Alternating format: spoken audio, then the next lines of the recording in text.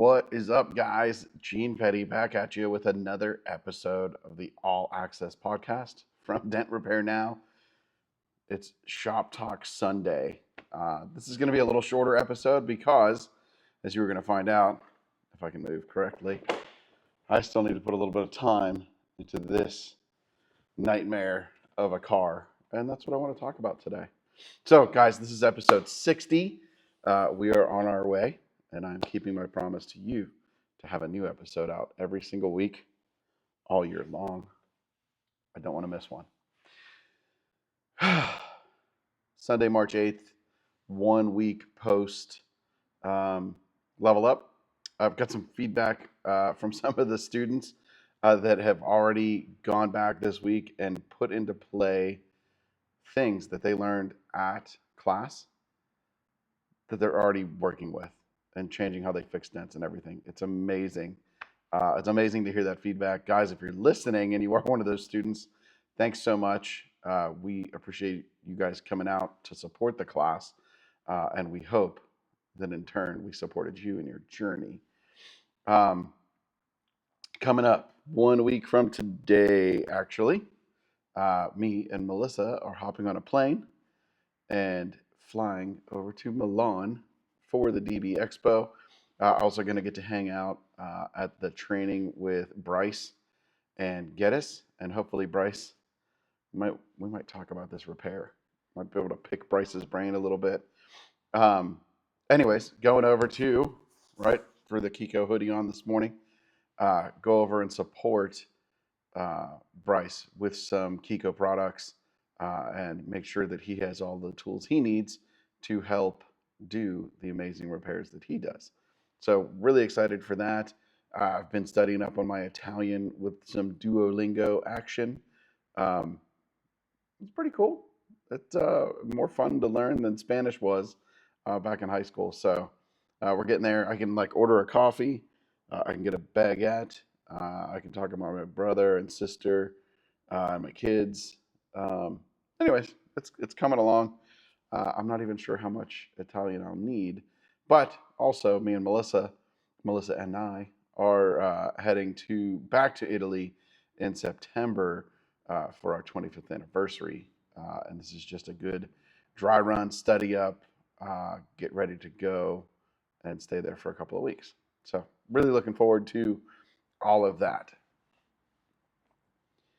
This week's show. What in the world drives us? What is wrong with us as PDR techs? The level of obsession that it takes to do this at a high level is a little bit nuts, and it's certainly driving me nuts without a doubt. Struggling with it this week. So let me give you a little backstory on this car here. Still not using it backwards. Right, this car here. So this is a 14 328 GT, which means it's like a little hatchback, not a standard sedan. The lady's brother had the gate up, I believe, and backed into the top of the garage door, like up there. Not here, right? That would be too high, but something like that at home. Crunched the back of this thing in. The body shops wanted to put a gate on it, and that is absolutely 1,000,000% justified. I would bust no stones for anybody who wanted to put a lift gate on this. Anyways, she happened to come in. Her and Shannon were talking, and then she happened to come in the week before class. Yeah, it was a week before Level Up. And I looked at this thing, and I'm like, man, this is pretty gnarly. But as I do, I look at it, and I'm like, well, I think if we pull here, we go like this, and we have a little bit of tension, I think this is going to move and flow out. I said, this repair, ma'am, is always a no. It just doesn't make sense. I don't know if my shoulders have it in them. And quite frankly, it's so gnarly, I'm not sure how good it'll come out. But if you are able and willing to leave the car for a handful of days, and we can use it in this advanced class we're doing, I'll give it a go for you. Right? We'll see what we can do. So we walked through. Replacement cost that she had was between 35 and 4,500 is where it was at. I think it was based on maybe used part versus new part, something like that. And she said flat out, because it's a 14, right? I think the car's probably worth $8,000, $9,000. She's not going to spend half of the value on the car changing the trunk, right? But it was ugly. I said, well, here's the deal. If we can use this for class, we can make it a whole ton better for you, and let's see what we can do, right? She says, well, you know what? I'm going on vacation. I can actually leave it for a whole week. I'm like, oh, even better, right? I can do a little better job for you. It'll be a trade-off. So we agreed on, I'll just be perfectly straightforward and honest here. Agreed on $1,000 to make the tailgate, liftgate, trunk, whatever you want to call this thing, better. And mostly use it for the class, right? I really thought we would rough this in, and then I could spend, a handful of hours on it, and it would be good. Well, since we're sitting here a week after class, and I'm talking about this car on an episode of my show, you can only imagine that it did not go so well. So you're not trying to just picture it. Here is what the car looked like. Excuse the audio on it. I didn't have time to rip that out this morning. But here, check this out. This is just a quick pan back and forth, and then we can talk about the repair. Know what a dent light is. All right, so sorry about the audio. Turns out when I play video, my recording system mutes my mic. So here it is, nasty smash on the back of this car. You can see the far left side is a real hard pinch out, and then right where the green reflection is on the other side is a hard stretch out, and the emblem is all smashed in. Both of those kinks out are actually stretched, slightly oil canning. This thing was an absolute mess. Now, back to the show. Dude. Huh. Man. Wicked hard dent here. So it turns out that none of my plan of attack, my initial plan of attack, worked. We threw pretty heavy tension on it. What did we go? We may have gone excuse me. Oh, it's been a long week. We may have gone tab straps at the upper body line, inside of the folds, trying to pull. And I put a big dead center super tab right on the roundel area, and we pulled hard laterally, right? And then had the perfect pull tower out, had the straps hooked up, and started to pull. And this thing said no. I mean, it was not moving. Right, I'm doing a demo or a lesson for the whole level up class. Like a little bonus advanced smash work is what the idea was supposed to be. And it turned out to be a bonus taking Gene to school repair. However, right, it's an advanced class. We had some amazing technicians, some technicians with body backgrounds in the shop. After I sweated it out for an hour and a half, because I really thought the whole rough out move and unfold and unlock was going to take an hour and a half or 2 hours. Yeah, wrong. I struggled across the board, right? Moved my tension, pulled here, pulled there, could not, it just didn't want to move. It was locked up.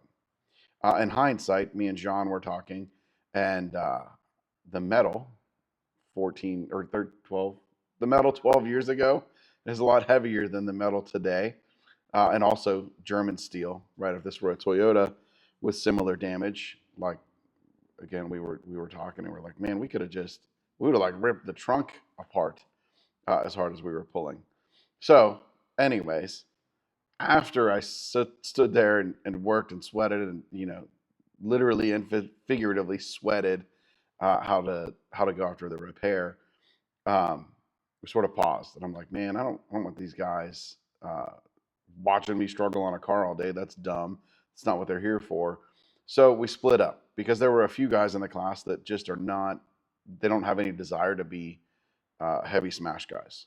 You know, they're like, they want to work on more technical skills.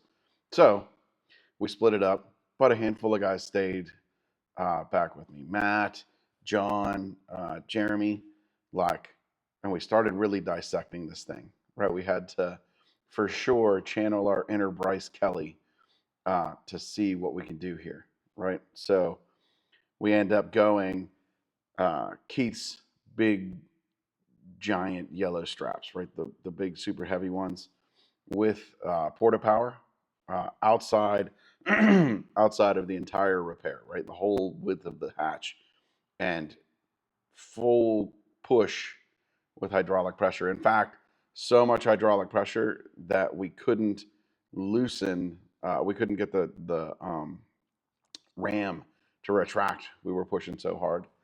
And then the approach that ended up being successful, and this is absolutely the most complex panel I've ever worked on. Like, I guess to some level of success. I've tried dumber stuff than this, but to successfully move the metal, this is as difficult as I've ever worked on, as technically difficult.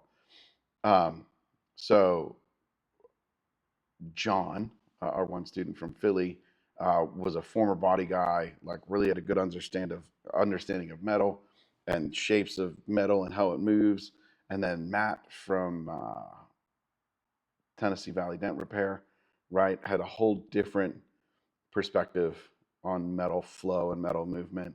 And I sort of fell somewhere in the middle and I could sort of see both ways. So we put our heads together and really worked through and began dissecting this repair into movable parts, right? And by the end of the class, we had the driver's side of the buckle, call it up and level, not smooth, just up and level, and the passenger side up and level, right? We had to give that emblem impact area somewhere to go.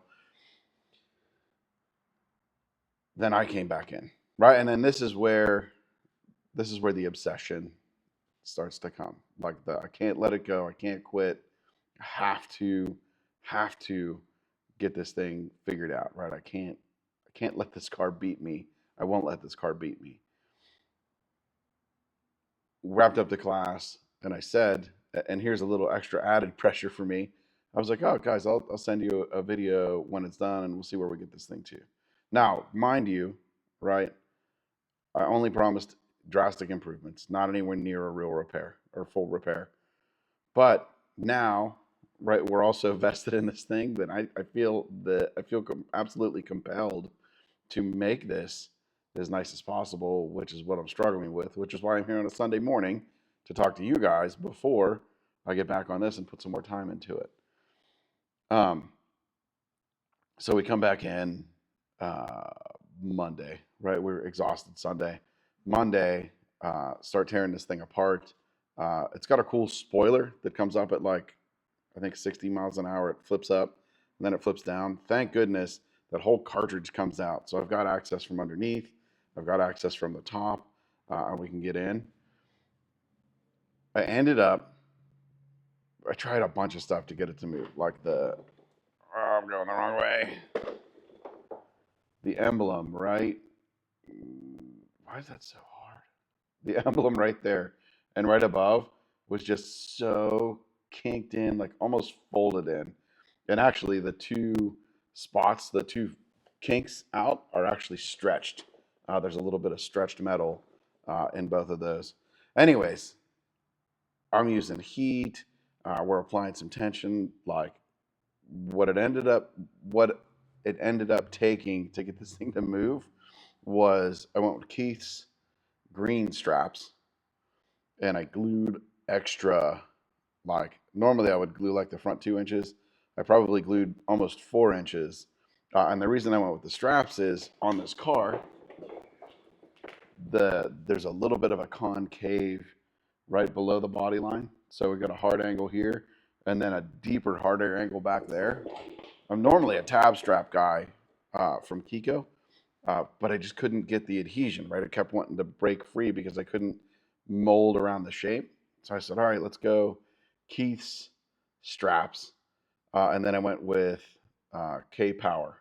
I went with a Gen 1 full size because I could slide those into the straps.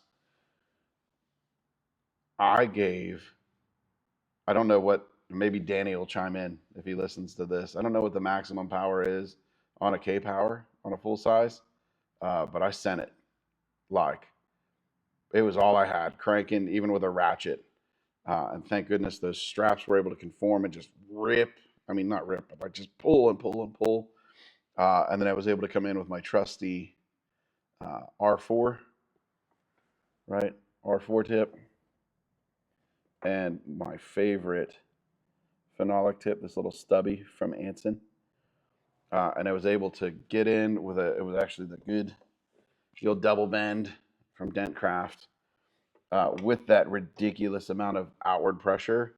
Get in and start like, I couldn't really push, but I could get in one of the body lines around the emblem and sort of roll and finally get that thing to give up. Like, it's about as hard as I've ever worked on a panel. Nearly, well, maybe not as hard as I've worked on a panel because I really worked my ass off on that Cam Auto door last year. But that had surprisingly less pressure than this. That was like a challenge. This is like pressure because I want to show it off to the guys. So, absolute obsession that it took to get this thing to unfold, and the amount of different pulls. I'll see if I can share on social some of the crazy pull setups we had. At one point, I think we had 2 mid-range pulling up and down on the face of the lift gate with the hydraulic ram going this way. And then we even went as far as another Keith's edge straps grabbing onto the bottom of the trunk and coming down through a pulley onto the perfect pull to like help spread all of this out just to get it to unlock. This really has given me not a greater appreciation of Bryce because the dude's amazing, but a greater understanding of what his trainings must look like, and to watch some of his repairs and see the kinks, the hard kinks like this car had, and how he takes and unfolds it. Bryce, you got some stuff figured out, dude. That's amazing stuff, especially getting to have done it on here. Unbelievable, like just simply amazing what Bryce can do and how he can unfold metal and that understanding. Then, right, I got it to move. Now I've got it like back in shape. What in the world possesses us to come back and chase all the fine detail and we'll look this way and work and then look this way and work and then look this way and work and then flip to the other side and work the other way and try to get it to all smooth out? I've said for years that I think Dent Wizard had or has something figured out with personality traits. There is something that PDR techs must possess in their brain, some sort of compulsion, a trait, insanity, something for us to sit down and not give up, like fight with this panel. And it's not I mean, this one's particularly hard, which is why we're talking about it. But even this, you can't see it, but we've got this wholesale hail truck over here that is a real ass kicker that Mac is working on. And he's like, well, I'm just going to figure it out, right? He's tearing the whole truck apart and he's learning and he's grinding through. Drop some comments, send me some DMs. How obsessed are you with dent repair? What does that obsession feel like for you when you're going after a repair? Because it's almost like a sickness for me. Like I can't stop. I must fix car. That's like the only loop that's in my head is going after it and getting after it. So here is where I'm at on this vehicle. In fact, let me see. I don't know if we can do this. It's probably going to break the recording, but we're going to try it anyways. I want to see if I can send you the, we're going to do this, we're going to airdrop this, and see if I can show you kind of where it's at now. Now this is rough. Like, well, not rough, a difficult repair. So let's see how quickly we can do this here. Let's go to Smash. Know what a dent light is. I mean, again, I would do a big tension. I would put the small tension.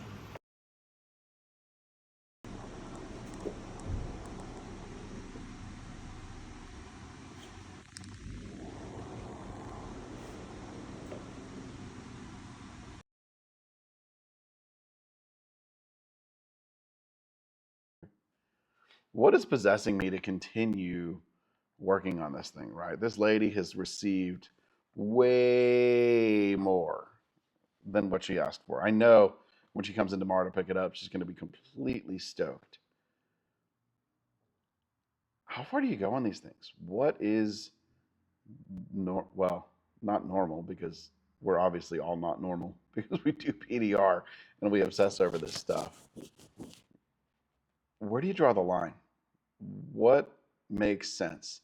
Now, there's a part of me, there's a big part of me that if my schedule would allow, I feel like I could take this as far as it needs taken. There's nothing, there's no longer anything on that panel that is scary at all. Like, it's all just, I feel like you could grab about, other than being like the size of the damage, you could grab any reasonably decent tech and be like, all right, put time in, go to town.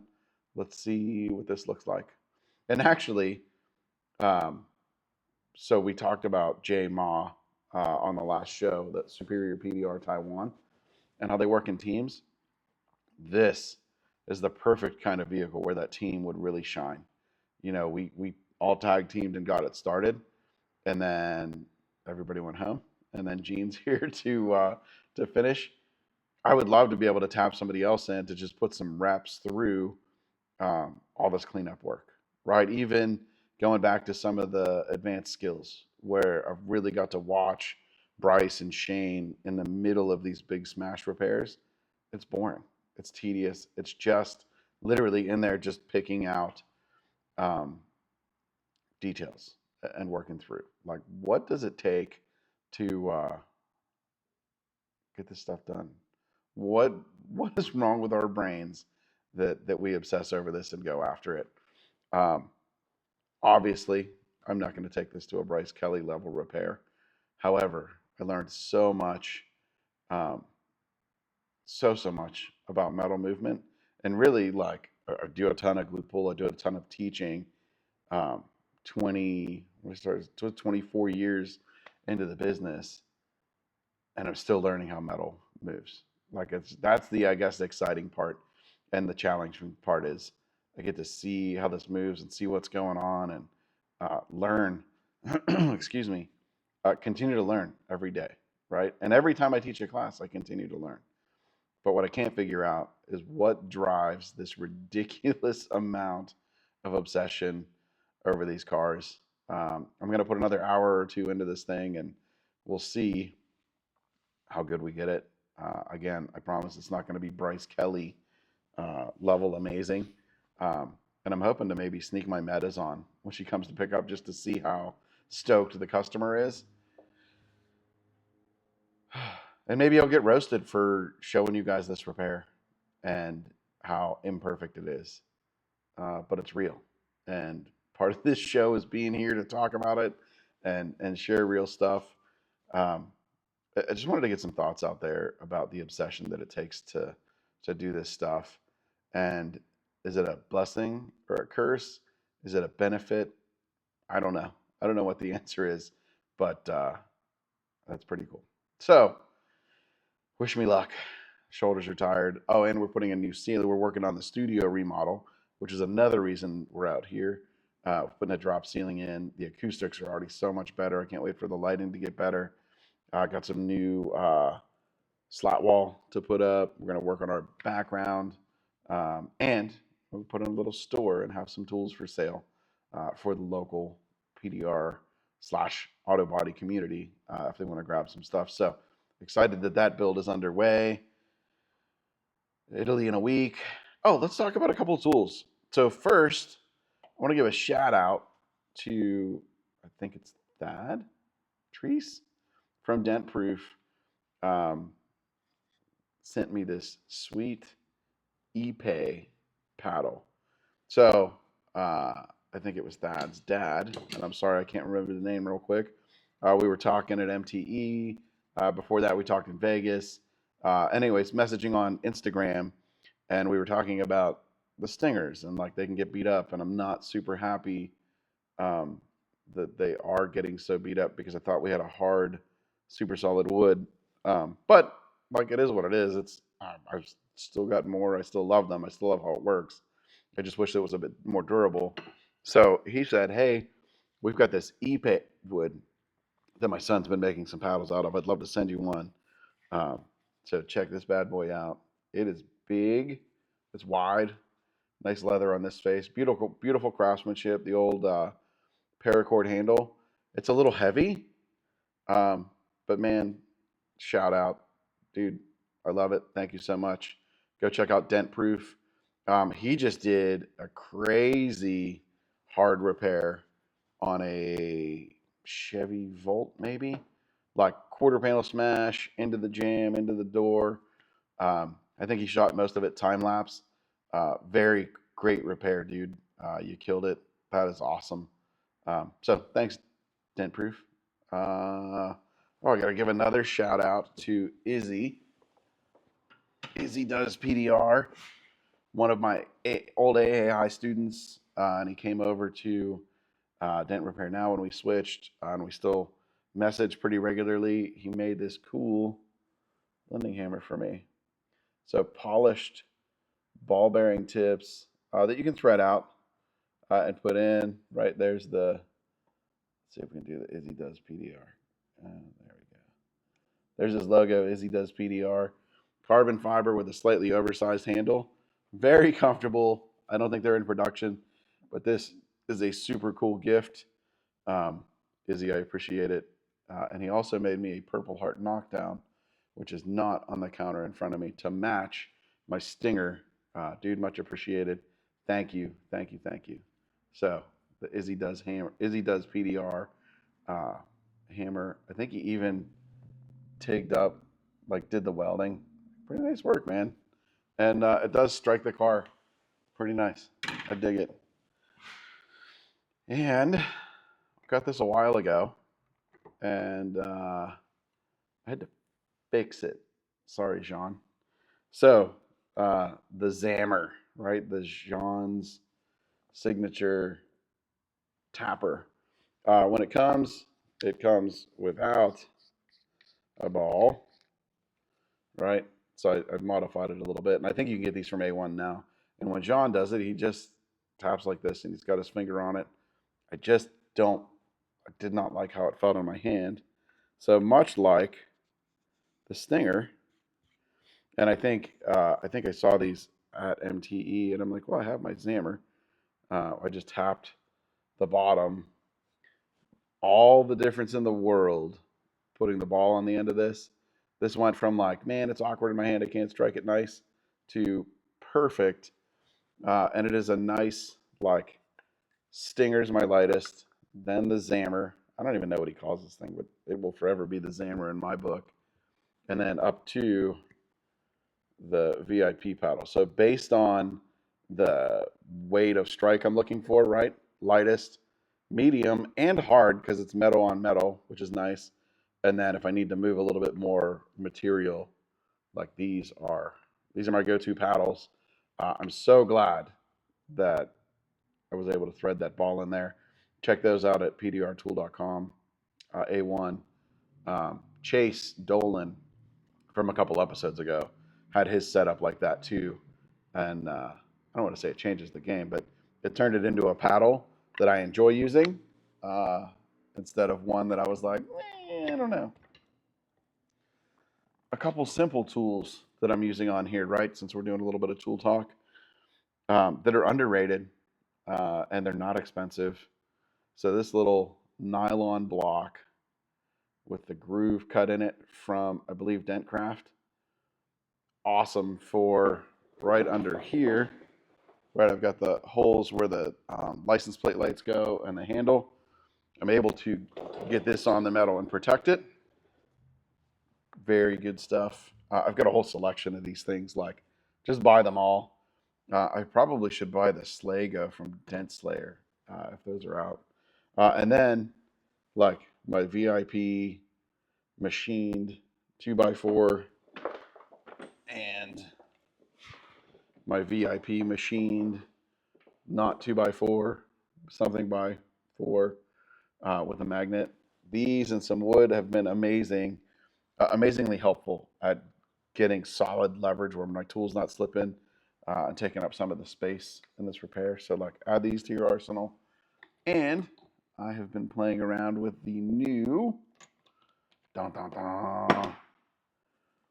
black and gold tips from, I think, PDR outlet, Anson. So peak, black, and gold. Good Steeler, good Pittsburgh colors. Anyways, great new set of tips. Christina sent some up to check out. Christina, we're digging them. These things are fantastic. And cleaning up some of these crowns, I got my peak boss tip using the 11 millimeter from Kiko. Look at the shine they put on the face of that. Super flat profile. One of the flattest profiled knockdowns I've got in the box. I've got both sets, the stainless and the peak. Love the tip. So check those out. And I think that's it, right?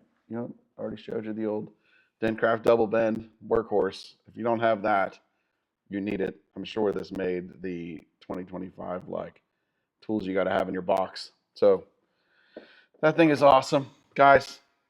I got to get back to work on this car. I will have a new episode up for you next week. I will be trying to think. So we leave Sunday night, fly overnight. We land Monday, but that's ahead of time.